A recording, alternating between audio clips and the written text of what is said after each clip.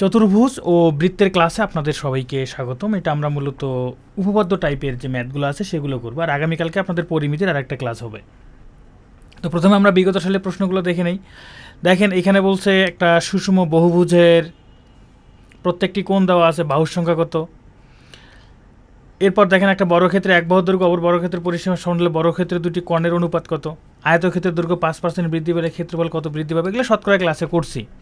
তো বিগত সালের প্রশ্নগুলো আপনারা একটু দেখে নেবেন। এরপর দেখেন এই যে জ্যামিতি থেকে বৃত্ত থেকে যে প্রশ্নগুলো আসছে। 4 সেন্টিমিটার বাহু বিশিষ্ট বর্গক্ষেত্রে পরিলিখিত বৃত্তের ক্ষেত্রফল। একটা বৃত্ত চাপ কেন্দ্রে 60 ডিগ্রি কোণ উৎপন্ন করে, তাহলে বৃত্তের ব্যাস 12 সেন্টিমিটার হলে চাপের দৈর্ঘ্য কত। এখানে একটা কেন্দ্র ছিল, ও কেন্দ্র বিশিষ্ট বৃত্তে এক্স কোণের মান কত, একটা চিত্র ছিল। হ্যাঁ, বৃত্তের ব্যাস 4 গুণ বৃদ্ধি পেলে ক্ষেত্রফল কত গুণ বৃদ্ধি পাবে। আমরা কিছু ম্যাথ, এখানকার কিছু ম্যাথ আগামীকালের ক্লাসে করব। এরপর দেখেন 41তমতে হচ্ছে 6 সেন্টিমিটার ব্যাসার্ধ বিশিষ্ট বৃত্তের অন্তস্থ একটি সমবাহু ত্রিভুজের ক্ষেত্রফল। যাই হোক, আমরা বিগত সালের প্রশ্নগুলো একটু দেখে নেবেন, দেখলে প্রশ্ন সম্পর্কে একটা আইডিয়া আসবে। তো আমাদের যেহেতু আজকে দুইটা টপিক, চতুর্ভুজ পড়ব এবং বৃত্তে পড়ব। মজার বিষয় হচ্ছে চতুর্ভুজ থেকে জ্যামিতির মানে চতুর্ভুজের জ্যামিতি থেকে তেমন কোনো প্রশ্ন এখন পর্যন্ত বিসিএস পরীক্ষা আসে নাই। চতুর্ভুজের জ্যামিতি থেকে, জ্যামিতি পাঠ থেকে প্রশ্ন আসে শুধুমাত্র ত্রিভুজ আর বৃত্ত, এই দুইটা পাঠ থেকে। ত্রিভুজ এবং বৃত্ত এই দুইটা থেকে প্রশ্ন আসে, অন্য কোনো পাঠ থেকে প্রশ্ন আসে না, শুধুমাত্র ত্রিভুজ এবং বৃত্ত থেকেই আসে। চতুর্ভুজের কি আসে, পরিমিতি পাঠ থেকে আসে। তো আমরা পরিমিতি পাঠটা আগামীকালে করব। চতুর্ভুজ এবং বৃত্তের যে পরিমিতি পাঠের যে অঙ্কগুলো আছে সেগুলো আগামীকালে করব। তারপর আজকে আমরা জ্যামিতির চতুর্ভুজের কিছু উপপাদ্য আমরা জেনে রাখি, এটা হচ্ছে আগামীকালের ক্লাসে আমাদের কাজে লাগবে।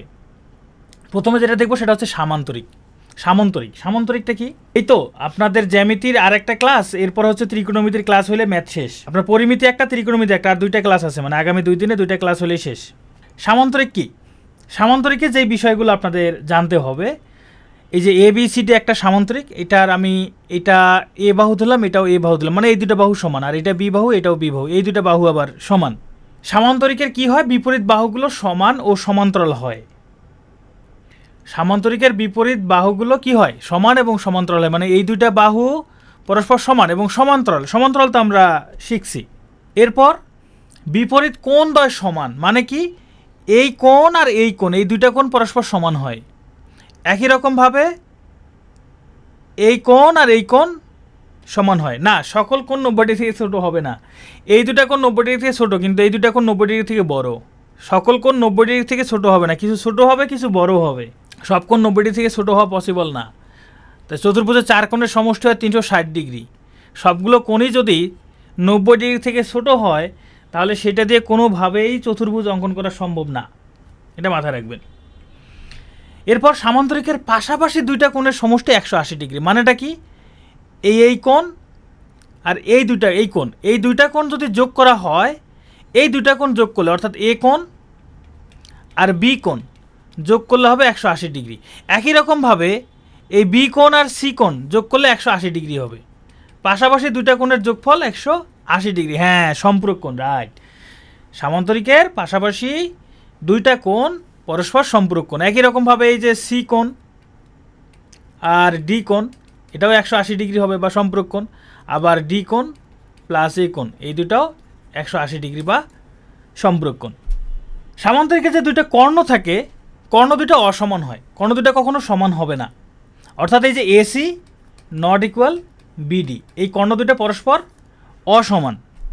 কর্ণদ্বয় পরস্পরকে সমদ্বিখণ্ডিত করে, মানেটা কি, সমদ্বিখণ্ডিত করে মানে হচ্ছে এই AC আর BD কর্ণ দুটো পরস্পর যদি এখানে O বিন্দুতে ছেদ করে, তাহলে এই যে OA আর OC এই দুইটা পরস্পর সমান। একই রকমভাবে OB আর OD এই দুটো পরস্পর সমান হয়। হ্যাঁ, সমান দুই ভাগে ভাগ করে, পরস্পর সমদ্বিখণ্ডিত করে সামান্তরিকের কর্ণদ্বয়। OA OC, OA সমান OA OB, না, এটা সমান হবে না কখনো। এটার সাথে এইটা সমান, এইটা সমান, আর এইটা সমান। হ্যাঁ, OA আর OB কখনো হবে না। সামান্তরিকের কর্ণ দুইটা সমান ত্রিভুজে বিভক্ত করে, মানে কি, এই যে একটা কর্ণ, এই একটা ত্রিভুজ আর এই একটা ত্রিভুজ, এই দুইটা ত্রিভুজের ক্ষেত্রফল সমান। দুইটা ত্রিভুজের দুইটা ত্রিভুজ পরস্পর সর্বসম হয়, মানে দুইটা ত্রিভুজের এই যে এই বাহু আর এই বাহু সমান, এই বাহু আর এই বাহু সমান, এটা তো নিজেই সমান আছে, একটাই বাহু। এক কথা সব কিছুই সমান হয়, দুইটা ত্রিভুজ সব কিছুই সমান হবে, একদম সমান দুই ভাগে ভাগ করবে। তাহলে একটা কর্ণ এক সামান্তরিককে সমান দুই ভাগে বিভক্ত করে। এবার চলেন আয়তক্ষেত্র। সবাই মিলে যদি আমরা এটাকে ধাক্কা দিয়ে সোজা করে দেই তাহলেই হয়ে যাবে আয়ত। অর্থাৎ এই যে একটা আয়তক্ষেত্র অঙ্কন করলাম, এবিসিডি একটা যদি আয়ত হয়, এটারও বিপরীত বাহুগুলো সমান এবং সমান্তরাল। সামান্তরিকের কিন্তু এটাই ছিল, বিপরীত বাহুগুলো সমান এবং সমান্তরাল। প্রত্যেকটা কোণ সমকোণ, যেটা সামান্তরিকে ছিল না। এটা প্রত্যেকটা কোণ সমকোণ, এটাও 90 ডিগ্রি, এটাও 90 ডিগ্রি, এটাও 90 ডিগ্রি, এটাও 90 ডিগ্রি। প্রত্যেকটা কোণই কি সমকোণ, 90 ডিগ্রি করে। তবে আয়তকে সামান্তরিকও বলা যায়, আয়তকে সামান্তরিকও বলা যায়। আয়ত এক প্রকার সামান্তরিক, এক কথা এটা বলা যায়। তবে কখনোই সামান্তরিক, সব সামান্তরিক আবার আয়ত হবে না। কিভাবে? আপনি দেখেন, সামান্তরিকের বিপরীত বাহুগুলো সমান এবং সমান্তরাল, তা আয়তরও তো বিপরীত বাহুগুলো সমান এবং সমান্তরাল। তাহলে আয়তর বিপরীত বাহুগুলো সমান এবং সমান্তরাল, তাহলে এটা তো অবশ্যই সামান্তরিক হয়ে গেল। এই সংজ্ঞা অনুযায়ী তো সামান্তরিক হয়ে গেল। সামান্তরিকে বলা আছে কোনগুলো সমকোণ নয় বা সমকোণ হয়, এরকম কোনো কিছু বলা নাই। তো অনেক ক্ষেত্রে আয়তকে সামান্তরিক বলা হইতে পারে। আয়তর কর্ণ দুইটা আবার সমান হয়, হ্যাঁ, আয়তর কর্ণ দুইটা সমান হয়। এই এসি সমান বিডি, এই কর্ণ দুইটা সমান হয়। শুধু তাই না, আয়তর কর্ণদ্বয় যে সামান্তরিকের মতোই পরস্পরকে কি করে, সমদ্বিখণ্ডিত করে। অর্থাৎ এটা যদি ও বিন্দু হয়, এখান থেকে আমরা লিখতে পারি ও এ সমান ও সি, আবার ও বি সমান ও ডি। শুধু সামান্তরিকের এটা অসমান হয়, কিন্তু আয়তর ক্ষেত্রে অবশ্যই সমান হবে। আয়তক্ষেত্রের কর্ণ দুটি সমান ত্রিভুজে বিভক্ত করে। এই যে একটু আগে দেখলাম না, সামান্তরিকের কর্ণ দুইটা পরস্পর দুইটা, একটা সামান্তরিকের দুইটা সমান ত্রিভুজে বিভক্ত করে। আয়তও সেম, শুধুমাত্র আয়তর ক্ষেত্রে কি একটা কোণ সমকোণ হয়। এবার আসেন বর্গক্ষেত্র। এই যে আমরা যে আয়ত দেখলাম না, আয়ত আর বর্গক্ষেত্রে প্রায় সব বৈশিষ্ট্যই আছে। বর্গের মধ্যে আয়তর সব বৈশিষ্ট্যই থাকে, শুধুমাত্র এটা কি হয়, বাহু চারটা সমান হয়। এই চারটা বাহুই সমান হবে, চারটা বাহুই সমান, সবগুলো বাহুই সমান। তার মানে একটা আয়তর যদি চারটা বাহু সমান করে দেওয়া যায়, ওই আয়তটাকে তখন বর্গ হয়ে যাবে। একটা আয়তর যদি চারটা বাহু সমান হয়ে যায়, তখন ওই আয়তটাকে বর্গ বলা যেতে পারে। তাহলে এটা চারটা বাহু সমান, বিপরীত বাহুগুলো সমান্তরাল, অবশ্যই বিপরীত বাহুগুলো সমান্তরাল হবে। অর্থাৎ এই যে এ বি সমান্তরাল সিডি, আবার এডি সমান্তরাল বিসি, বিপরীত বাহুগুলো অবশ্যই সমান্তরাল হবে। কোণগুলো সমকোণ, কোণগুলো অবশ্যই সমকোণ, বর্গের কোণগুলো সমকোণ হইতেই হবে। চতুর্ভুজ থেকে প্রশ্ন আসে না, তবে এই জিনিসগুলো লাগবে। কেন লাগবে? পরিমিতিতে তো প্রশ্ন আসে। চতুর্ভুজ যদি আপনি না চেনেন কোনটা বর্গ কোনটা আয়ত, তাহলে তো সমস্যা। বর্গের কর্ণদ্বয় পরস্পর সমান, বর্গের কর্ণদ্বয় পরস্পরকে সমকোণে সমদ্বিখণ্ডিত করে। এর আগের দুটাতে সমদ্বিখণ্ডিত করছে, কিন্তু এবার সমকোণে সমদ্বিখণ্ডিত করছে। তার মানে কি, এখানে যদি এটা যদি ও বিন্দু হয়, তাহলে ও এ সমান ও সি তো হবেই, ও বি সমান ওডি এটাও হবে। তবে এইখানে যে কোণটা উৎপন্ন হয়েছে এটা 90 ডিগ্রি। অর্থাৎ এ ও বি সমান বি ও সি সমান সি ও ডি সমান এ ও ডি, এগুলো প্রত্যেকটাই কত ডিগ্রি? 90 ডিগ্রি করে। অর্থাৎ এইখানে এই যেগুলো প্রত্যেকটা এখানে 90 ডিগ্রি করে কোণ উৎপন্ন হয়েছে, এখানে 90 ডিগ্রি করে কোণ উৎপন্ন হয়েছে, এখানে 90 ডিগ্রি করে কোণ উৎপন্ন হয়েছে। ঠিক আছে, তাহলে কর্ণদ্বয় পরস্পরকে সমকোণে সমদ্বিখণ্ডিত করে বর্গের ক্ষেত্রে। এটা একটু আমরা আলাদাভাবে মাথায় রাখবো, যেটা সামান্তরিক এবং আয়তের মধ্যে ছিল না। কর্ণ দ্বারা সৃষ্ট ত্রিভুজ চারটি সমান হয়, মানে এই যে এটা যদি ও বিন্দু হয়, যে এটা একটা ত্রিভুজ, এটা একটা ত্রিভুজ, প্রত্যেকটা ত্রিভুজই সমান, প্রত্যেকটা ত্রিভুজই সমান হবে।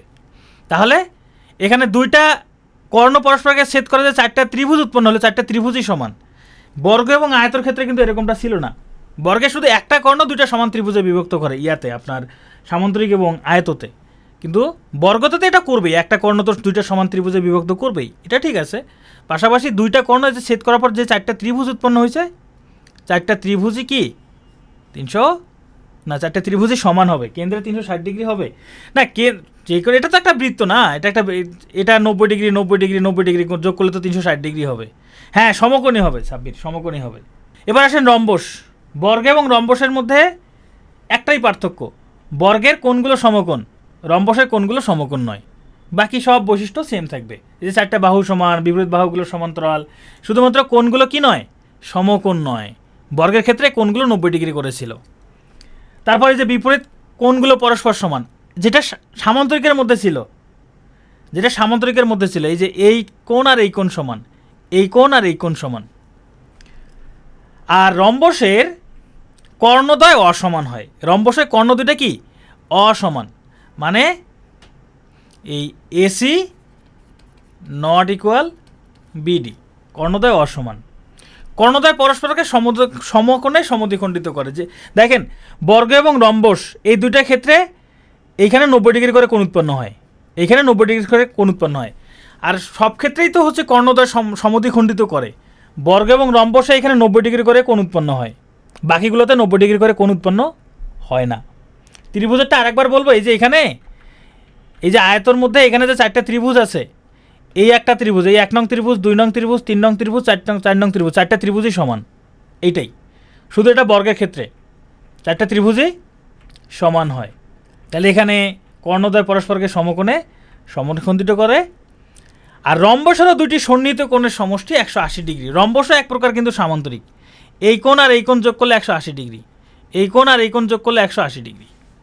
এটা হলো রম্বসের আরেকটা বৈশিষ্ট্য। আর ট্রাপিজিয়ামের শুধুমাত্র 2টা বাহু সমান্তরাল হয়, এই বাহু আর এই বাহু সমান্তরাল, এই 2টা বাহু সমান্তরাল, বাকিগুলো সমান্তরাল না। যদি এরকম হয় সেটা ট্রাপিজিয়াম। এই যে আমরা এতক্ষণ ধরে যে 4টা চতুর্ভুজ পড়লাম, বিপরীত বাহুগুলো মানে এই বাহু সমান্তরাল, আর এই বাহু সমান্তরাল, কিন্তু ট্রাপিজিয়ামের ক্ষেত্রে মাত্র 2টা বাহু সমান্তরাল হয়।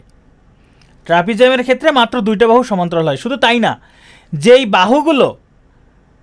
বাহুগুলো সমান্তরাল, ওই বাহুগুলো কখনো সমান হবে না, এই সমান্তরাল বাহু দুটা কখনোই সমান হবে না। কিন্তু এই যে অসমান্তরাল বাহু দুইটা, এগুলো সমান হইতেও পারে, নাও হইতে পারে, এতে কোনো সমস্যা নাই।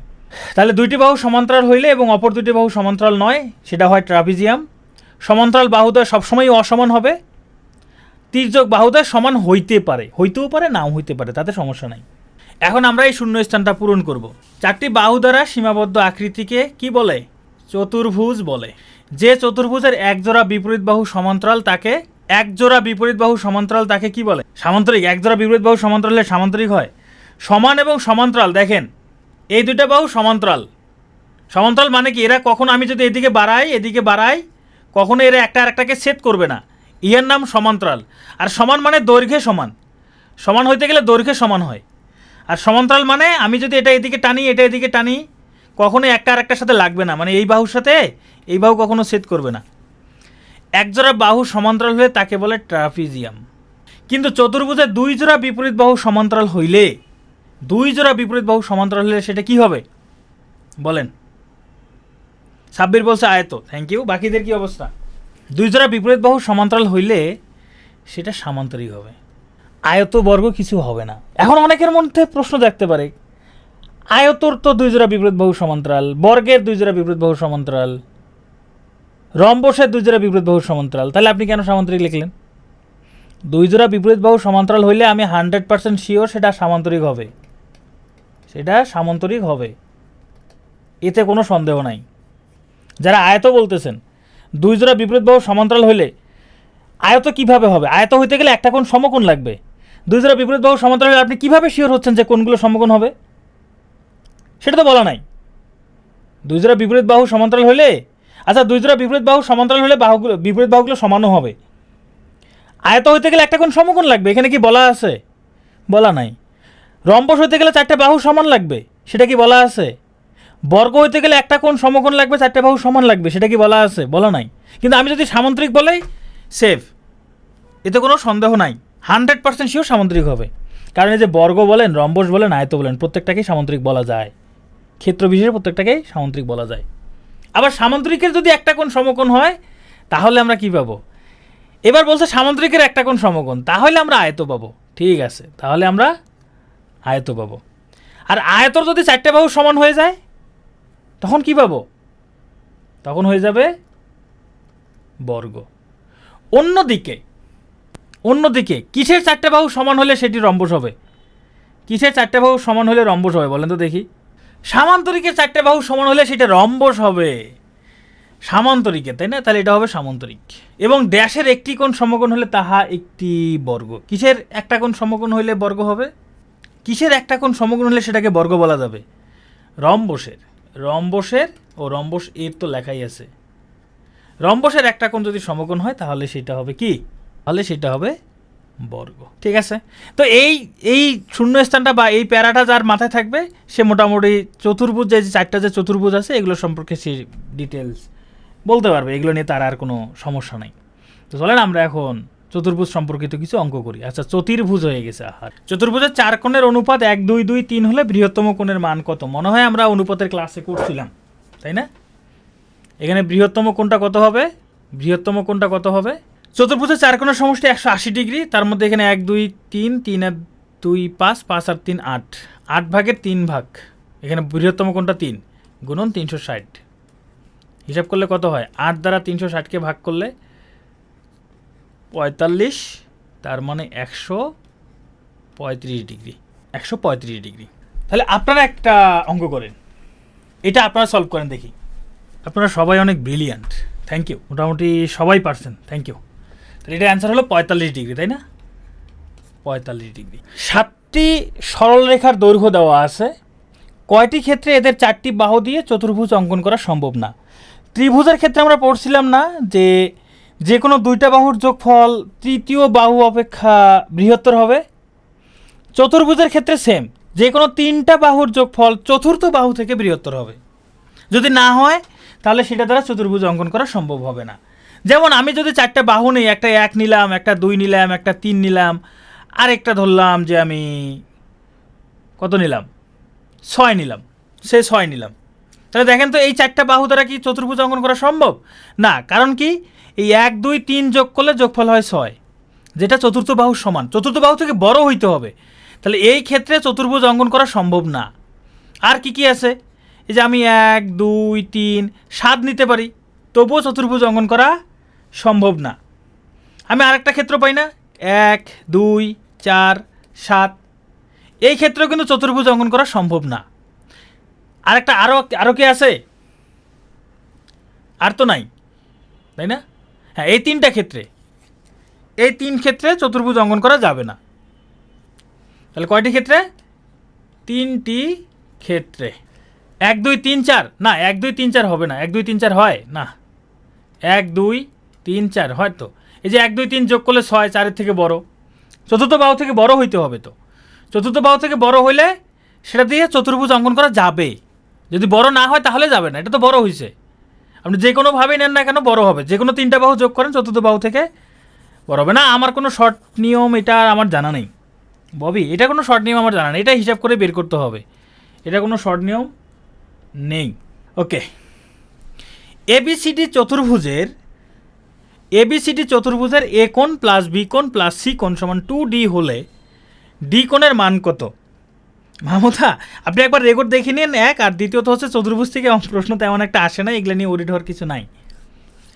তাহলে একটা চতুর্ভুজ এ বি সি সমান 2D, একটু খেয়াল করে দেখেন তো, আমরা কি লিখতে পারি না এ কোণ প্লাস বি কোণ প্লাস সি কোণ প্লাস ডি কোণ সমান 360 ডিগ্রি?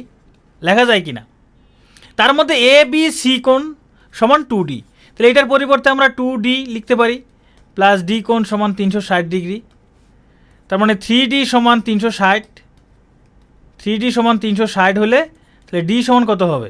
3 দ্বারা ভাগ করলে 120 ডিগ্রি। তাহলে এই ডি কোণটা 120 ডিগ্রি। আচ্ছা, এগুলো তো প্রত্যেকটা কিন্তু কোণ চিহ্ন হবে, হ্যাঁ, প্রত্যেকটাতেই কোণ চিহ্ন হবে। আমরা তো অ্যান্সার বের করবো, তাই না? প্রিলিতে তো শুধু অ্যান্সার বের হবে, প্রত্যেকটাতেই কোণ চিহ্ন হবে। তাহলে ডি কোণ সমান 120 ডিগ্রি। এখানে বলছে এবিসিডি চতুর্ভুজের এবি এবং সিডি সমান্তরাল, আবার বলছে এসি এবং বিডি সমান, আবার বলছে এ কোণটা 90 ডিগ্রি। তাহলে সঠিক চতুর্ভুজ কোনটি? মানে এটা কী ধরনের চতুর্ভুজ আপনারা একটু চিন্তা করে দেখেন তো, এটা কী ধরনের চতুর্ভুজ হবে? এ বি সমান্তরাল সিডি, আবার এসি সমান বিডি, এ কোণটা আবার 90 ডিগ্রি, তাহলে কি হতে পারে? এটা সামান্তরিক, বর্গ, রম্বস, আয়ত, কি হবে এটা? ম্যাক্সিমামে সবাই দেখি আয়ত। Thank you. হ্যাঁ, এটা একটা আয়ত হবে, এটা একটা কি হবে? আয়ত হবে। কেন আয়ত হবে? প্রথমে একটা চতুর্ভুজ অঙ্কন করেন, যেই চতুর্ভুজের একটা চতুর্ভুজের নাম দিবেন যেই চতুর্ভুজের কি দুইটা বিপরীত বাহু সমান্তরাল, তাই না? এই যে এ বি আর সিডি সমান্তরাল। আবার বলছে এসি এবং বিডি সমান, মানে যেই বাহু দুটা সমান্তরাল বলা নেই সেই দুটা বাহু সমান। দুইটা বাহু সমান্তরাল আর বাকি দুইটা যদি সমান হয় ওই দুইটাও সমান্তরাল হয়ে যায়, তার মানে বিপরীত বাহুটা সমান এবং সমান্তরাল। আর একটা কোণ 90 ডিগ্রি, এই কোণটা 90 ডিগ্রি, একটা কোণ 90 ডিগ্রি হলে বাকি সবগুলো 90 ডিগ্রি, তার মানে এটা একটা কি আয়ত। এবিসিডি সামান্তরিকের ডিসি ভূমিকে ই পর্যন্ত বাড়ানো হইল, ফলে বিএডি কোণ সমান 100 ডিগ্রি হইলে বিসিই কোণের মান কত? চলেন আমরা একটা চতুর্ভুজ অঙ্কন করি। এটা হলো ধরেন এবিসিডি একটা চতুর্ভুজ, হ্যাঁ, এটা একটা এবিসিডি চতুর্ভুজ। বলছে ডিসি ভূমিটা যে ডিসি, এই ডিসি ভূমিকে ই পর্যন্ত বাড়াইলে, এই যে আমি বাড়াইলাম কি পর্যন্ত? ই পর্যন্ত বাড়াইলাম। এখন বলছে বিএডি কোণ সমান 100 ডিগ্রি, তার মানে এই কোণটা হলো 100 ডিগ্রি। প্রশ্ন হচ্ছে বিসিই কোণটা কত ডিগ্রি, মানে এই কোণটা কত ডিগ্রি? আপনারা বলেন তো দেখি এটা কত ডিগ্রি হবে? এই কোণটা যদি 100 ডিগ্রি হয় তাহলে এই কোণটা কত ডিগ্রি হবে? এই 80 ডিগ্রি হবে। হ্যাঁ, অনেকেই বলছেন 100 ডিগ্রি, থ্যাংক ইউ। 80 এর উপরে হলে বেরিয়ে যাবে। আচ্ছা দেখি, এইটা 100 ডিগ্রি হলে এই কোণটা 100 ডিগ্রি না? সামান্তরিকের বিপরীত কোণ দ্বয় সমান, এটা কোণ 100 ডিগ্রি। কারণ এইটা কোণ 100 ডিগ্রি, তাহলে এই কোণের মান কত? এটা পুরোটাই 180 ডিগ্রি, এটা পুরোটাই 180 ডিগ্রি, এটা পুরোটাই কত ডিগ্রি? 180 ডিগ্রি। তার মধ্যে এইটুকু, এই যে এইটুকু হলো 80 ডিগ্রি, 100 ডিগ্রি। তাহলে এই 100 ডিগ্রি বাদ দিলে তাহলে আমরা এইটার মান পেয়ে যাব কত ডিগ্রি? 80 ডিগ্রি পেয়ে গেলাম। এটা অ্যান্সার হলো 80 ডিগ্রি। ওকে, এবিসিডি সামান্তরিকের বি কোণটা যদি 70 ডিগ্রি হয় তাহলে এ এবং সি কোণটা কত ডিগ্রি? আমরা যদি একটা সামান্তরিক অঙ্কন করি, ধরেন এই হইল একটা সামান্তরিক এ বি সি ডি। বলছে বি কোণ 70 ডিগ্রি, বি কোণ 70 ডিগ্রি। এখন বলছে এ এবং সি কোণের মান কত? এই কোণ আর এই কোণের যোগফল কত?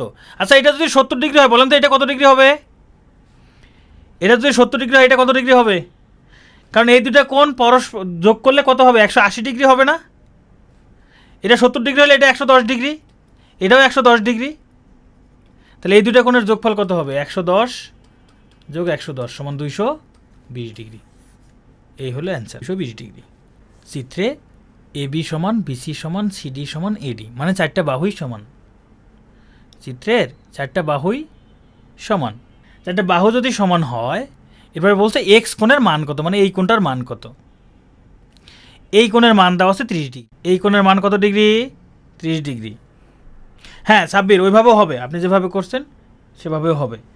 এটা কোণ যদি 30 ডিগ্রি হয়, মানে ডিবিসি সমান যদি 30 ডিগ্রি হয়, এবিসি সমান কত? এটা পুরোটা কত ডিগ্রি? আচ্ছা আমি একটা জিনিস বলতে ভুলে গেছি, রম্বসের কর্ণ একটা কোণকে সমান দুই ভাগে বিভক্ত করে। রম্বসের একটা কর্ণ একটা কোণকে সমান দুই ভাগে বিভক্ত করে, তাহলে এটা 30 ডিগ্রি হলে এটাও 30 ডিগ্রি, তাহলে পুরোটা বি কোণ 60 ডিগ্রি। বি কোণ 60 ডিগ্রি হলে এটা কত ডিগ্রি? এটা 120 ডিগ্রি, পুরোটাই 120 ডিগ্রি। তাহলে এক্স কোণটা তাহলে 120-এর অর্ধেক, 120-এর অর্ধেক 60 ডিগ্রি, তাহলে এটা হবে 60 ডিগ্রি। হ্যাঁ এই তো আপনারা পারছেন। তো যাই হোক, এটা হচ্ছে চতুর্ভুজের জ্যামিতি পার্ট। হ্যাঁ, চতুর্ভুজের পরিমিতি যে পার্টটা আছে এটা আমরা আগামীকালে করব। এখন আমরা যেটা যাব সেটা হচ্ছে বৃত্ত। বর্গ কেন হইল না? বর্গ হইতে গেলে 90 ডিগ্রি লাগবে ববি, 90 ডিগ্রি লাগবে, 90 ডিগ্রি। কোণগুলো 90 ডিগ্রি হইতে হবে তাহলে বর্গ। তাহলে সব কর্ণই সেম কোণে বিভক্ত করে, সব কর্ণই বর্গ করে, রম্বস করে। আর সামান্তরিক আয়তে আমার এই মুহূর্তে মনে পড়তেছে না। তো আমরা এখন শুরু করব বৃত্ত। বৃত্ত কাকে বলে কেউ সংজ্ঞাটা বলতে পারবেন? মনে হয় না কেউ পারবেন। একটি বিন্দুকে কেন্দ্র করে অপর একটি বিন্দুর কি যা গোল গোল করে, যাই হোক সংজ্ঞা আমাদের মুখস্থ করা লাগবে না। একটা বৃত্তকে কেন্দ্র করে নির্দিষ্ট দূরত্ব অপর একটি বৃত্তের সঞ্চারপথকে এই বৃত্ত বলে। এই সব কিছু আমাদের আসলে খুব একটা দরকার নাই। তো চলেন, বৃত্ত থেকে পরীক্ষায় প্রশ্ন আসে। এই একটা বৃত্ত অঙ্কন করলাম, সুন্দর করে একটা বৃত্ত অঙ্কন করলাম। তো এই বৃত্তের একটা কেন্দ্র থাকে, আমি ধরে নিলাম এটা একটা কেন্দ্র। কেন্দ্র থেকে এই যে কেন্দ্র থেকে যে দূরত্বটা, এই যে এইটা হলো কেন্দ্র থেকে পরিধি পর্যন্ত দূরত্ব, আচ্ছা এটাকে বলা হয় পরিধি। পরিধি বা পরিসীমা, হ্যাঁ, এই যে আমি যে চারপাশে গোল যে রেখাটা, এটাকে বলা হয় পরিধি অথবা পরিসীমা, ঠিক আছে। আর এই যে কেন্দ্র থেকে যে দূরত্বটা, এইটাই হলো ব্যাসার্ধ, এটাই হলো ব্যাসার্ধ। এরকম কেন্দ্র থেকে কতগুলো দূরত্ব, যতগুলো দূরত্ব অঙ্কন করি না কেন সবগুলো তো ব্যাসার্ধ। আর একটা বৃত্তের সবগুলো এই দূরত্ব তো সমান, এটাও সমান, এটাও সমান, এটাও সমান। এই জন্য একই বৃত্তের ব্যাসার্ধগুলো সবসময় কি হয়, সমান হয়। তাহলে এটা হলো বৃত্ত, এটা বৃত্তের কেন্দ্র, যেই বিন্দুকে কেন্দ্র করে আর কি একটা ওপর একটা বিন্দু ঘুরে, এটা হচ্ছে কেন্দ্র, এটার নাম কেন্দ্র। এটা হলো ব্যাসার্ধ, এগুলো প্রত্যেকটাই ব্যাসার্ধ, কেন্দ্র থেকে পরিধি পর্যন্ত দূরত্বটাই হলো ব্যাসার্ধ। এবার চলেন আমরা, ব্যাসার্ধ তো আছে, আমরা কেন্দ্র দিয়ে পরিধি এক পাশ থেকে শুরু করে কেন্দ্র মধ্য দিয়ে অপর পাশে চলে গেছে, এটাকে বলা হয় জ্যা, এটাকে বলা হয় জ্যা। জ্যা হইলেও যেহেতু এটা কেন্দ্র দিয়ে গেছে, এটার আরেকটা নাম আছে, সেটার নাম হলো ব্যাস। মানে পরিধির এক পাশ থেকে আর এক পাশে পরিধির দুইটা বিন্দুর সংযোগ রেখাংশকে জ্যা বলে, পরিধির দুইটির সংযোগ রেখাংশকে জ্যা বলে। তবে যেই জ্যাটা কেন্দ্র দিয়ে যায় তার আলাদা একটা নাম হচ্ছে ব্যাস। যেই জ্যাটা কেন্দ্র দিয়ে যায় সেটাই হলো ব্যাস। জ্যা কি বিন্দু দিয়ে যায়, কেন্দ্র দিয়ে যায়, কেন্দ্র দিয়ে, জ্যাটা কেন্দ্র দিয়ে যাবে। আমি এরকম আর একটা জ্যা অঙ্কন করতে পারি, এটা একটা জ্যা, কিন্তু এটা ব্যাস না, এটাও জ্যা, এটাও জ্যা, এটাও জ্যা, এটাও জ্যা, দুটেই জ্যা, কিন্তু এটার আলাদা একটা নাম কি, ব্যাস। কেন, এটা কেন্দ্র দিয়ে গেছে, কেন্দ্র দিয়ে গেছে। শুধু কেন্দ্র দিয়ে গেছে ব্যাপারটা এরকম না, দেখেন এখানে একটা দুইটা ব্যাসার্ধ আছে, এই যে এইটা একটা ব্যাসার্ধ না, এইটুকু একটা ব্যাসার্ধ, আবার এইটুকু একটা ব্যাসার্ধ না। তার মানে একটা ব্যাস সমান দুইটা ব্যাসার্ধ, একটা ব্যাস সমান দুইটা ব্যাসার্ধ হয়। হ্যাঁ, বৃত্তের বৃহত্তম জ্যা হলো ব্যাস। হ্যাঁ, ব্যাস সবসময় কেন্দ্রগামী, এই যে কেন্দ্র দিয়ে গেছে এই জন্য এটা ব্যাস। আর বৃত্তের সব থেকে বৃহত্তম জ্যাটার নামই হইল ব্যাস। তাহলে আমরা জ্যা শিখলাম, ব্যাস শিখলাম, জ্যা ব্যাস তো আমরা এটা শিখে ফেলছি। এখন আমরা বৃত্ত সংক্রান্ত কিছু উপপাদ্য দেখব, যে উপপাদ্যগুলো আমাদের মাথায় রাখতে হবে। বৃত্তের কেন্দ্র থেকে সমদূরবর্তী সকল জ্যা পরস্পর সমান, এখানে দুইটা উপপাদ্য লিখছি, এটা একটা উপপাদ্য। আবার বলছে কোনো বৃত্তের সকল সমান জ্যা কেন্দ্র থেকে সমদূরবর্তী।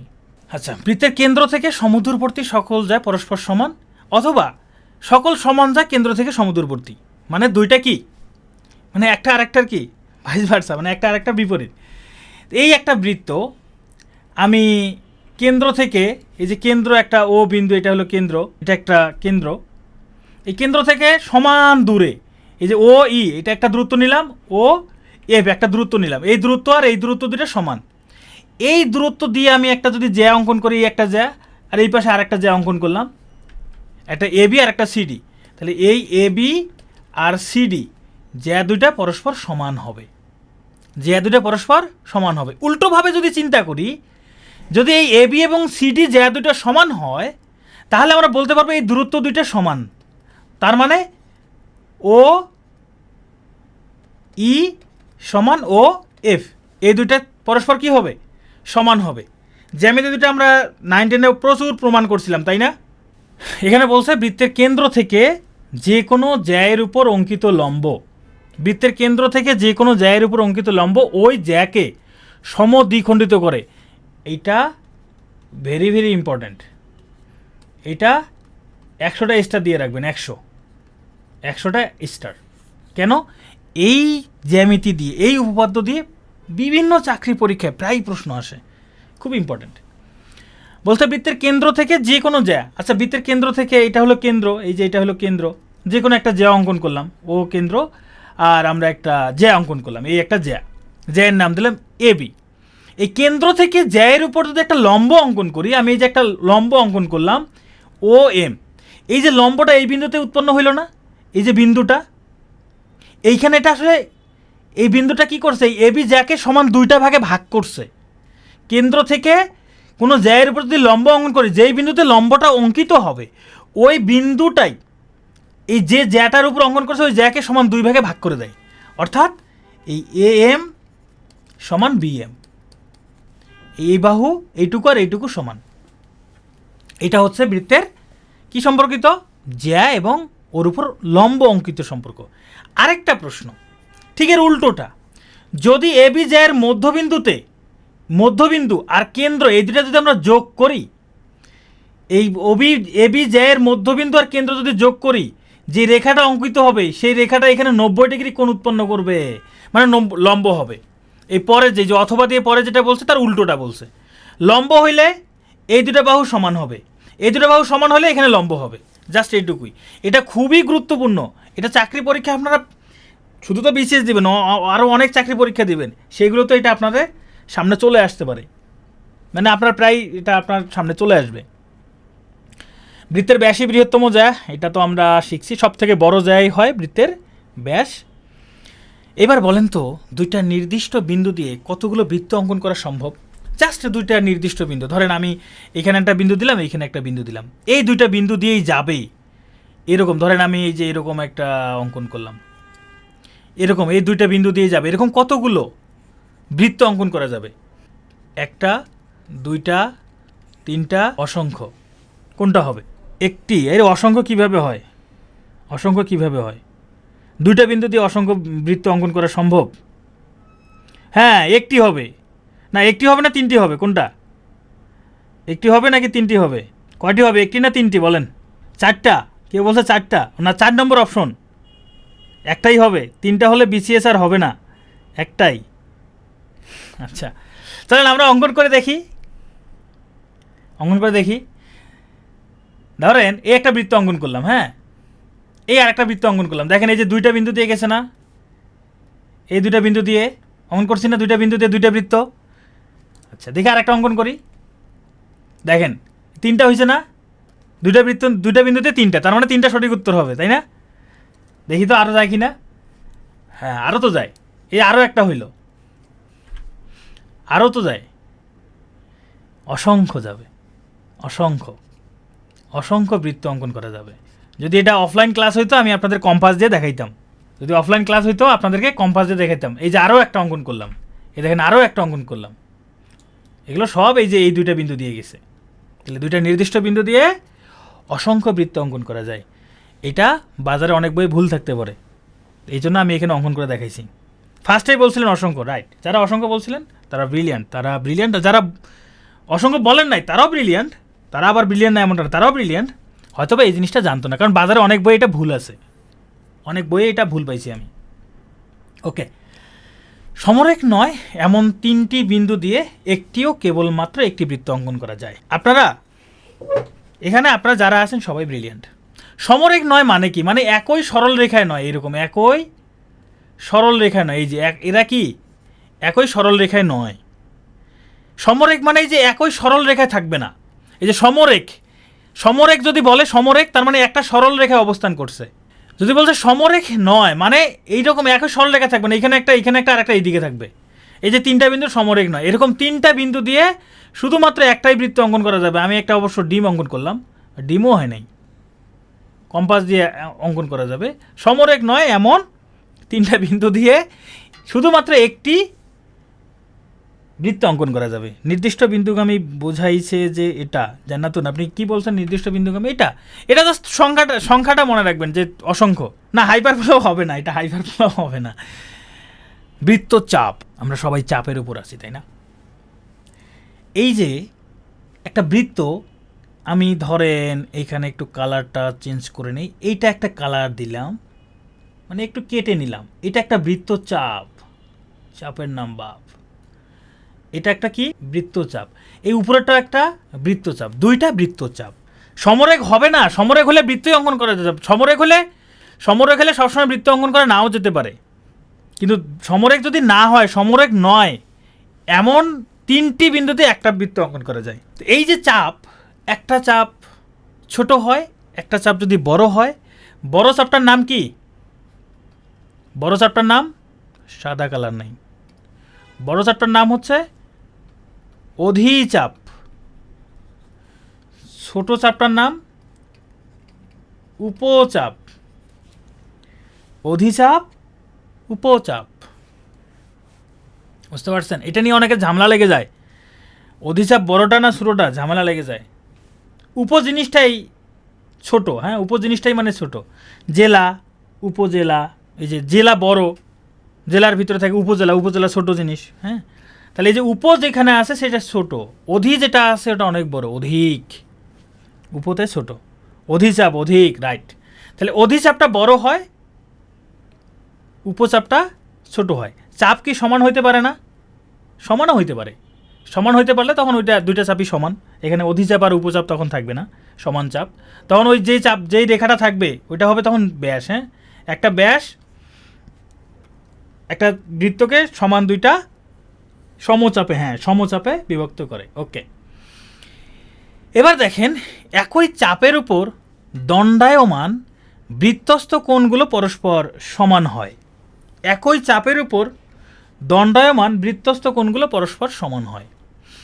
যেমন ধরেন আমি এই যে এখানে একটা চাপ নিলাম, এই যে এটা একটা চাপ নিলাম, আমি কালারটা একটু চেঞ্জ করে নেই। এই যে চাপ, এই চাপের উপর এই দেখেন চাপের যে দুইটা বিন্দু আছে, এই বিন্দু দুটা কোণের কি, ওই যে রেখা রশির যে বিন্দু দুটা সেটা, আর শীর্ষ কোণটা, শীর্ষ বিন্দুটা সেটা বিপরীত চাপের উপর থাকবে, এটাকে বলা হয় বৃত্তস্থ কোণ। এটার নাম বৃত্তস্থ কোণ, ওকে। তো একই চাপের উপর এরকম যদি আমি আরও একটা কোণ অঙ্কন করি, এটাও একটা বৃত্তস্থ কোণ। আমি যদি আরেকটা কোণ অঙ্কন করি, এটাও একটা বৃত্তস্থ কোণ। যতগুলোই বৃত্তস্থ কোণ অঙ্কন করি না কেন, এরা প্রত্যেকটাই সমান। এটাকে যদি এক্স ধরি, এটাকে যদি ওয়াই ধরি, এটাকে যদি জেড ধরি, তাহলে এই এক্স ওয়াই জেড কোণের মানগুলো প্রত্যেকটাই কি সমান, অর্থাৎ এক্স কোণ সমান ওয়াই কোণ সমান জেড কোণ। অর্থাৎ একই চাপের উপর দণ্ডায়মান বৃত্তস্থ কোণগুলো পরস্পর সমান হয়। সেটা অধিচাপ হোক আর উপচাপ হোক, তাতে সমস্যা নাই। কিন্তু একই চাপের উপর অধিচাপের সমচাপ, আরে অধিচাপের সমচাপ কই আসে? ধরেন একটা বৃত্তকে সমান দুই ভাগে কেটে ফেললেন, সমান সমান যদি হয় তখন সেটা হয় সমচাপ, তখন হবে সমচাপ। এখানে অধিচাপ আর সমচাপ হবে কেন? ছোট বড় হলে একটা অধিচাপ একটা উপচাপ। তাহলে এই যে বৃত্তস্থ কোণগুলো পরস্পর কি হয়, সমান হয়। আচ্ছা, কেন্দ্রের মধ্যে যদি কোণ উৎপন্ন হয়, কারণ এখানে একটা কেন্দ্রের মধ্যে কোণ উৎপন্ন হলে সেটার নাম হয় কেন্দ্রস্থ কোণ। কেন্দ্রস্থ কোণ একটাই হবে, হ্যাঁ, একই চাপের উপর কেন্দ্রস্থ কোণ একটাই হবে। কেন্দ্রের মধ্যে যদি কোনো কোণ উৎপন্ন হয় সেটা হবে কেন্দ্রস্থ কোণ। আর একবার আঁকাবো, এই দেখেন, এবার দেখেন কি বলছে, একই চাপের উপর দণ্ডায়মান বৃত্তস্থ কোণ কেন্দ্রস্থ কোণের অর্ধেক। দেখেন আমি একটা চাপ নিলাম, এই যে এ এবং বি, এই যে এইটা ধরলাম এ আর এইটা ধরলাম বি, এই যে দুটা চাপ, দুটা চাপ না, এটা পুরোটাই হলো একটা চাপ, এই যে সাদাটুকু একটা চাপ। এই চাপ থেকে আমি যদি একটা বৃত্তস্থ কোণ অঙ্কন করি, এই একটা বৃত্তস্থ কোণ অঙ্কন করলাম, এই যে এটা হলো বৃত্তস্থ কোণ, তাই না? আমি এই চাপের উপর একটা কেন্দ্রস্থ কোণ অঙ্কন করলাম, এইটা হলো কেন্দ্রস্থ কোণ। কেন্দ্রস্থ কোণটা সবসময় মনে রাখবেন বড় হবে, বৃত্তস্থ কোণটা সবসময় ছোট হয়। এদের মধ্যে সম্পর্ক আছে। সম্পর্কটা কি? বৃত্তস্থ কোণ যত হবে, বৃত্তস্থ কোণ যদি ধরেন 30 ডিগ্রি হয়, কেন্দ্রস্থ কোণ তার 2 গুণ হবে 60 ডিগ্রি। বৃত্তস্থ কোণ যদি ধরেন 20 ডিগ্রি হয়, বৃত্তস্থ কোণ কেন্দ্রস্থ কোণ তার 2 গুণ হবে 40 ডিগ্রি। মানে বৃত্তস্থ কোণ যত হবে কেন্দ্রস্থ কোণ তার 2 গুণ হবে। এইটা একটা। ঠিক তার উল্টোভাবে যদি চিন্তা করি, কেন্দ্রস্থ কোণ যত হবে বৃত্তস্থ কোণ তার অর্ধেক। এই যে কেন্দ্রস্থ কোণ 40 হলে বৃত্তস্থ কোণ 20, কেন্দ্রস্থ কোণ যদি ধরে নিলাম যে এটা হচ্ছে ধরেন 60 ডিগ্রি, তাহলে বৃত্তস্থ কোণ কত হবে? 30 ডিগ্রি। এইটাই শুধু মনে রাখলেই হবে, বৃত্তস্থ কোণটা কেন্দ্রস্থ কোণের অর্ধেক, আর কেন্দ্রস্থ কোণ বৃত্তস্থ কোণের 2 গুণ। এইটুকু মনে রাখলেই হবে। এখন এই যে এটা সংজ্ঞা মুখস্থ করতে গেলে ঝামেলা লেগে যাবে, জাস্ট চিত্র দিয়ে মনে রাখেন এই কোণটা আর এই কোণের মধ্যে সম্পর্ক কি, এই কোণে যত ডিগ্রি হবে তার 2 গুণ এইখানে হবে। জাস্ট এইটুকুই মনে রাখলেই হবে। দুইটা বৃত্তস্থ কোণ কেন্দ্রস্থ কোণের সমান। হ্যাঁ, আমি যদি এইখানে আরেকটা এইখানে বৃত্তস্থ কোণ অঙ্কন করি, তাহলে এটাও 30 ডিগ্রি হবে। তাই এই দুটো যোগ করলে তো এটা সমানই হবে। সাব্বির থেকে নতুন নতুন জ্যামিতি আবিষ্কার করতেছে, এগুলো আবিষ্কার হয়ে গেছে, সমস্যা নেই, যতই মাথা কাটান লাভ নাই। এই যে দেখেন এটা একটা সমান চাপ, এই যে এটাও যতটুকু এটাও ততটুকু। তো এই যে এই অর্ধেক, এটা হলো অর্ধেক বৃত্ত, এটা হলো অর্ধেক বৃত্ত। হ্যাঁ, এটার নাম কি? অর্ধেক বৃত্ত। তো অর্ধেক বৃত্ত, এই চাপটা কি অর্ধেক, তাই না? এইটা হলো বৃত্তস্থ কোণ, তাই না? এটা কত কি কোণ? বৃত্তস্থ কোণ। তো এই অর্ধেক বৃত্তের উপর যে বৃত্তস্থ কোণটা হয় সেটা সবসময় 90 ডিগ্রি হয়, এটা হয় 90 ডিগ্রি। এই তো অর্ধবৃত্তস্থ কোণ 90 ডিগ্রি। একটা সার্কেলে একাধিক বৃত্তস্থ কোণ সমান, একটা সার্কেলে একাধিক বৃত্তস্থ কোণ সমান নয় কাকুলি। একই চাপের উপর আমি একটা চাপ নিলাম, এই যে এইটা একটা চাপ নিছি, এই চাপের জন্য এখানে যতগুলো, এই যে আমি এই দুইটা বিন্দু দিয়ে আমি এইখানে যে কোণগুলো অঙ্কন করব সবগুলো কোণই সমান হবে। কিন্তু আমি যদি এখানে একটা চাপ নিলাম, আমি আর একটা চাপ নিলাম, এই যে এরকম এটার সাথে নিলাম, এটা একটা নিলাম, তাহলে কিন্তু সমান হবে না, তাহলে কিন্তু সমান হবে না। চাপ একটাই থাকতে হবে। কাকুলি বুঝতে পারছেন? যাই হোক, অর্ধবৃত্তস্থ কোণ সবসময় 90 ডিগ্রি হয়, এটা মাথায় রাখবেন। এটার প্রমাণটা খুব সহজ ছিল, 9 10 অনেকে এটা করছে। হ্যাঁ, এই ছোট্ট একটা জ্যামিতি, খুব ভালো লাগছে এটার প্রমাণ, তাই না? ভুলে যাচ্ছেন, আরেকবার দেখে নিন। হ্যাঁ, স্লাইড তো দিয়ে দিব। এরপরে বলছে কোনো বৃত্তের অধিচাপে অন্তর্লিখিত কোণ সূক্ষ্মকোণ। অধিচাপটা কোনটা? বড়টা, তাই না? দেখেন, এই যে এটা হইল উপচাপ, এই যে ছোটটা হলো উপচাপ, আর এই যে বড়টা হলো অধিচাপ। ভালো করে খেয়াল করেন, কোনটা কোথায় কোথায় অন্তর্লিখিত? অধিচাপে।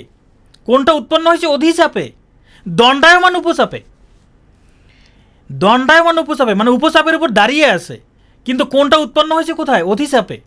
এই জন্য বলছে অধিচাপের অন্তর্লিখিত কোণ সবসময় সূক্ষ্ম কোণ হয়, মানে 90 ডিগ্রি থেকে ছোট হয়। আমার কথাটা কি বুঝতে পারছেন? দণ্ডায়মান আর অন্তর্লিখিত দুইটার মধ্যে পার্থক্যটা কি? এই ছোটটা তো উপচাপ, এটা তো বুঝতে পারছেন। এই যে কোণটা, এই কোণটা দেখেন তো, কোণের দণ্ড দুইটা কোথায়? দণ্ড দুইটা কোথায়? চাপের দুই বিন্দুতে, উপচাপের দুই বিন্দুতে। এই জন্য উপচাপে দণ্ডায়মান, উপচাপে দণ্ডায়মান। কোনটা উৎপন্ন হয়েছে কোথায়? অধিচাপে। কোনটা উৎপন্ন হয়েছে? অধিচাপে। এই জন্য অধিচাপে অন্তর্লিখিত, এই জন্য অধিচাপে অন্তর্লিখিত। আর এই অধিচাপের মধ্যে যে কোণগুলো হয় সেগুলো সবসময় 90 ডিগ্রি ছোট হয়, সূক্ষ্ম কোণ হয়। রুবিনা বলছেন এটার অপোজিটটা কি হবে? এই যে উপচাপের অন্তর্লিখিত কোণ স্থূলকোণ। যেমন এটা হলো অধিচাপ, আমি যদি এটা চাপ নেই, এটা অধিচাপ, অধিচাপে অন্তর্লিখিত কোণটা স্থূলকোণ, সরি সূক্ষ্মকোণ। একটু আগে বললাম সূক্ষ্মকোণ। কিন্তু কোণটা যদি এইখানে উৎপন্ন হয়, কোণটা যদি নিচের দিকে উৎপন্ন হয়, এই যে এইখানে, এটা হবে তখন স্থূলকোণ, এটা হবে তখন স্থূলকোণ। ক্লিয়ার সবার? অন্তর্লিখিত এবার কোথায়? এই কোণটা দণ্ডায়মান আছে কোন চাপের উপর? এবার দেখেন তো, এবার দণ্ডায়মান আছে এই চাপের উপর, এই চাপের উপর, বিশাল বড় একটা চাপ, এই চাপের উপর দণ্ডায়মান এই কোণটা। কিন্তু অন্তর্লিখিত কোথায়? এই ছোট্ট চাপটা, মানে উপচাপের উপর।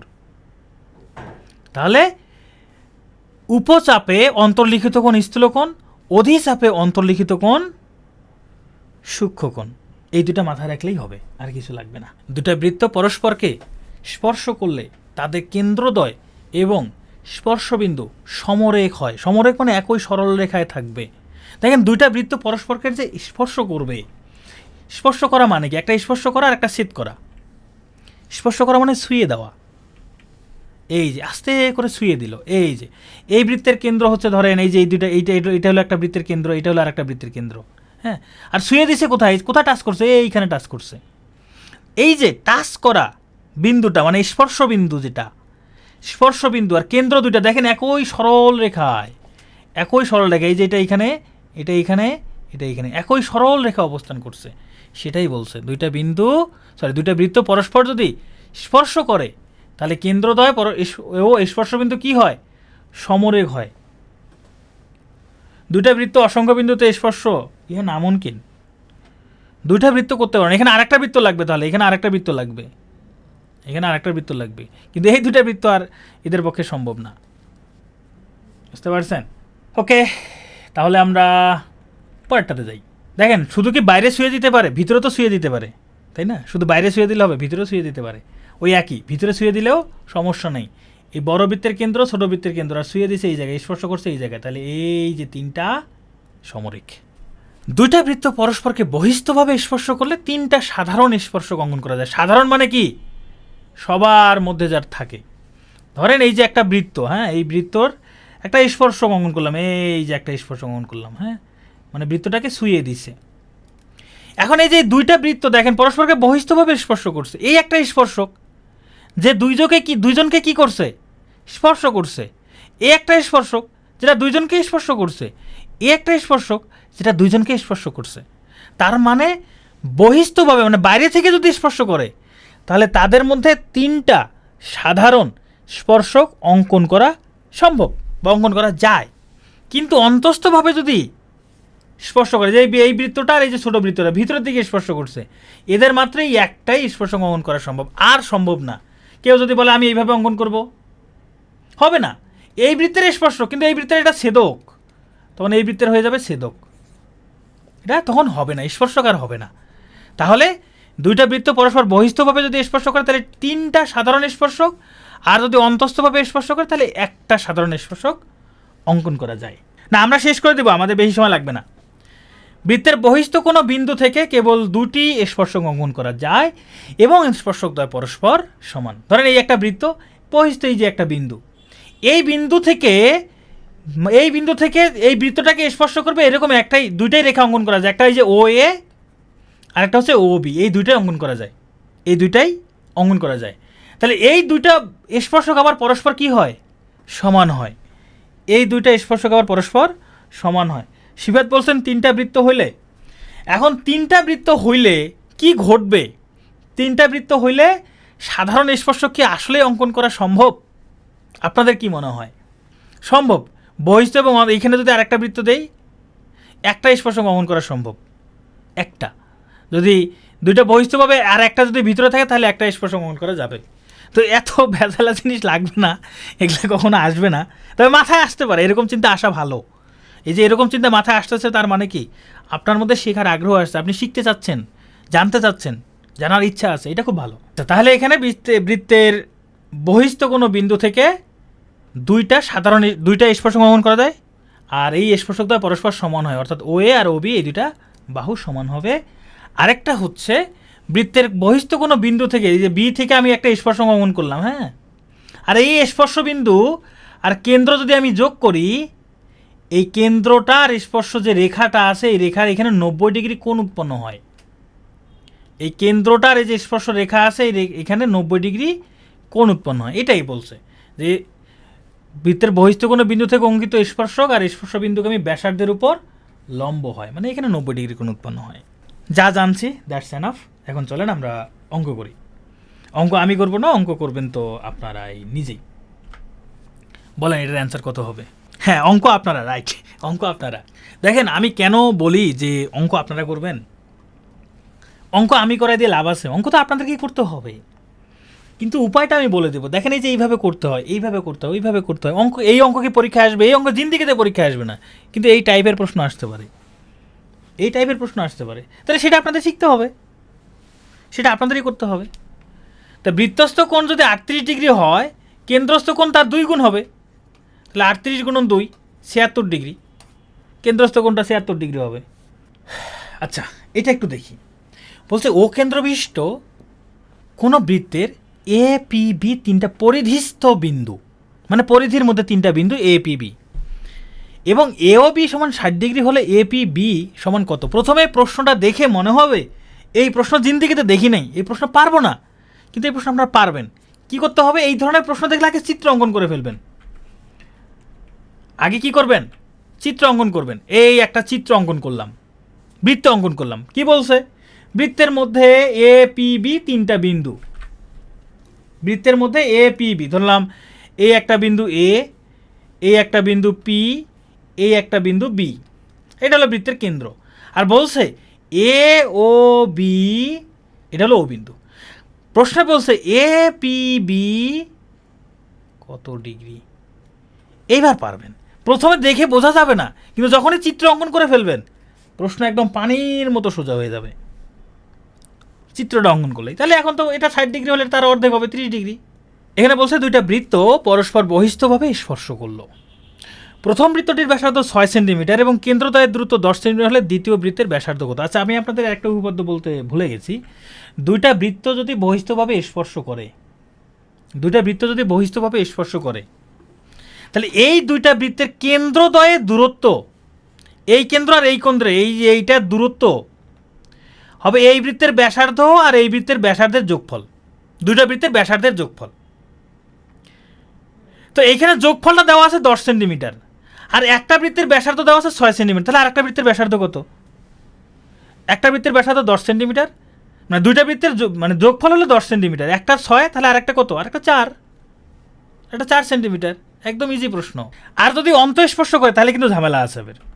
ধরেন দুইটা বৃত্ত পরস্পর অন্তঃস্পর্শ করলো, আচ্ছা এই প্রশ্নটা চলেই আসছে যে আমার এইখানে বৃত্তটা অঙ্কন করি, কারণ আমার বৃত্ত খুব খারাপ হয়, তো আমি দুইটা বৃত্ত অঙ্কন করি। হ্যাঁ, এই হইল অন্তঃস্পর্শ।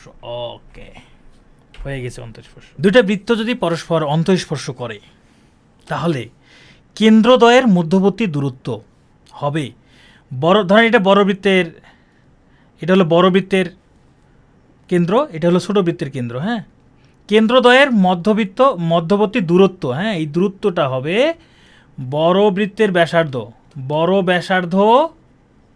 মাইনাস ছোট ব্যাসার্ধ, ঠিক আছে, সমান কেন্দ্রদ্বয়ের দূরত্ব। এটা তাহলে বিয়োগ, কিন্তু যদি অন্তঃস্পর্শ করে। এখন বলছে দুইটা বৃত্ত অন্তঃস্পর্শ করলো, বৃহত্তর ব্যাসার্ধটি 8 সেন্টিমিটার, বড়টা হলো 8 মাইনাস, ও কেন্দ্রদ্বয়ের দূরত্ব দেওয়া আছে, তাহলে ছোটটা কত? ছোটটা ধরলাম এক্স, কেন্দ্রদ্বয়ের দূরত্ব দেওয়া আছে 3, তাহলে এক্স সমান কত? 8 মাইনাস 3 সমান 5, তাহলে ছোটটা হলো 5 সেন্টিমিটার। Sound problem? না, সাউন্ড প্রবলেম তো হওয়ার কথা না, সাউন্ড প্রবলেম হলে সবারই হইতো। আশা করছি তাহলে এটা বুঝতে পারছেন অন্তঃস্পর্শ করলে। এবার দেখেন কি বলছে। এবার বলছে এসিবি বৃত্তে এবি জ্যায়ের মধ্যবিন্দু D, ADC 90 degree, DC 2 centimetre, বৃত্তটির ব্যাস 10 সেন্টিমিটার, এবি কত? তো এই ধরনের প্রশ্ন আপনারা কখনোই কি করতে পারবেন না, সমাধান করতে পারবেন না, যতক্ষণ পর্যন্ত না চিত্র অঙ্কন করবেন, যতক্ষণ পর্যন্ত না কি অঙ্কন করবেন, চিত্র অঙ্কন করবেন, ততক্ষণ পর্যন্ত এই ধরনের প্রশ্ন সমাধান করতে পারবেন না। মানে বুঝতেই পারবেন না আসলে প্রশ্নে কি বলছে আর কি অঙ্কন করবেন, এটা বুঝতেই পারবেন না। তাহলে সবার আগে কি করতে হবে? একটা চিত্র অঙ্কন করতে হবে। এই আমি একটা বৃত্ত অঙ্কন করে ফেললাম।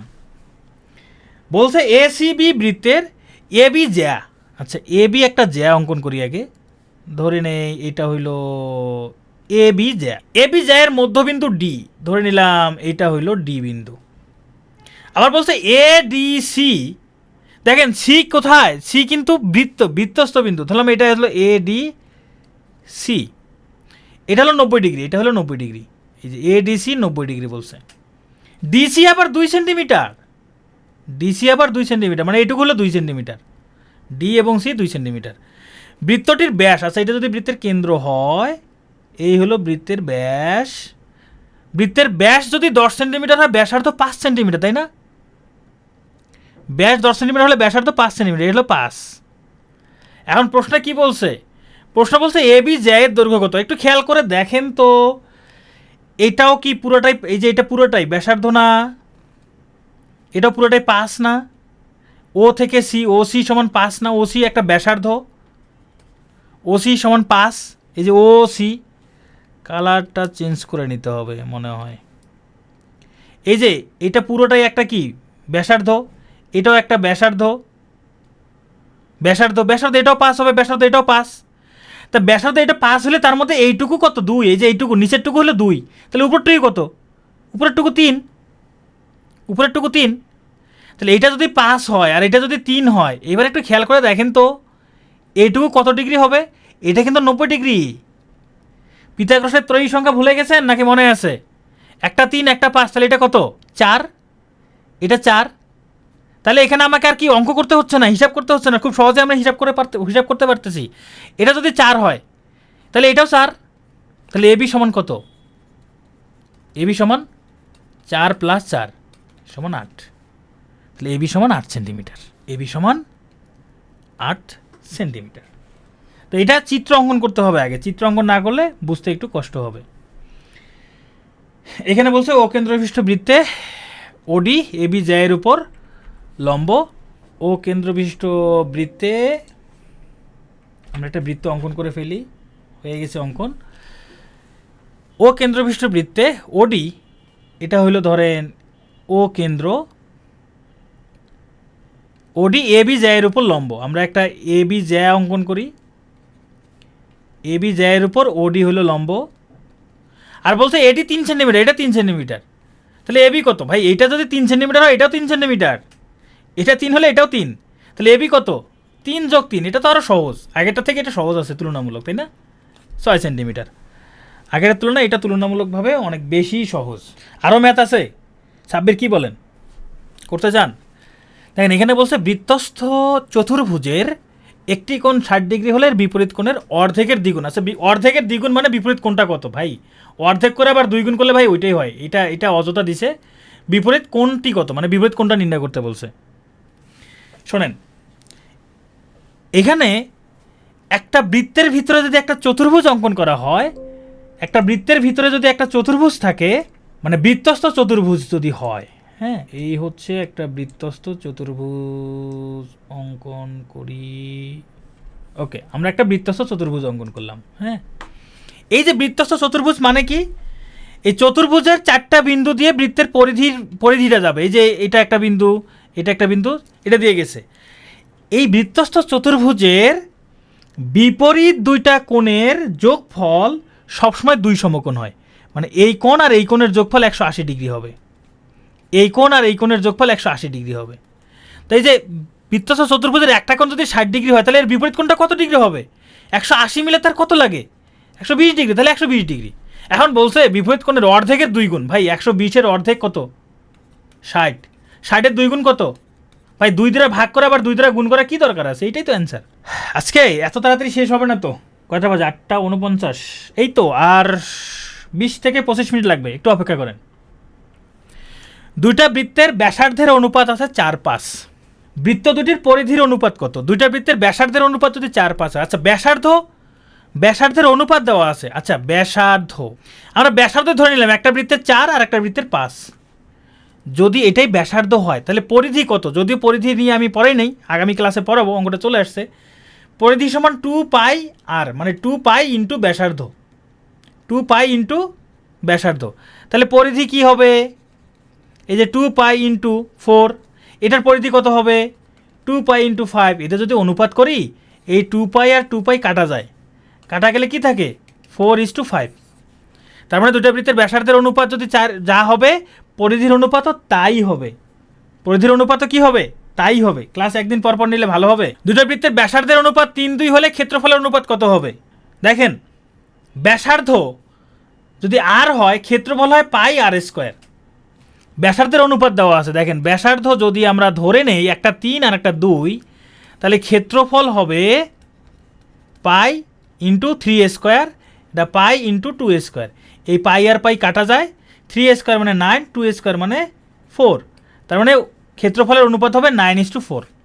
তাহলে ব্যাসার্ধের অনুপাত যা দেওয়া থাকবে, ক্ষেত্রফলের অনুপাত বের করার জন্য কি করতে হবে? জাস্ট ব্যাসার্ধের অনুপাতগুলোকে স্কোয়ার করে দিলেই হয়ে যাবে। 3 আছে, 3-এর স্কোয়ার 9, 2 আছে, 2-এর স্কোয়ার 4, তাহলে 9:4। কিন্তু পরিধির ক্ষেত্রে যা আছে তাই, পরিধির ক্ষেত্রে আবার স্কোয়ার বা গুণটুন কিচ্ছু করতে হবে না, যা আছে তাই। পরিধির ক্ষেত্রে যে 4:5 আছে, মানে ব্যাসার্ধের অনুপাত 4:5, পরিধির অনুপাত 4:5ই হবে, কিন্তু ক্ষেত্রফলের ক্ষেত্রে স্কোয়ার করতে হবে। Thank you.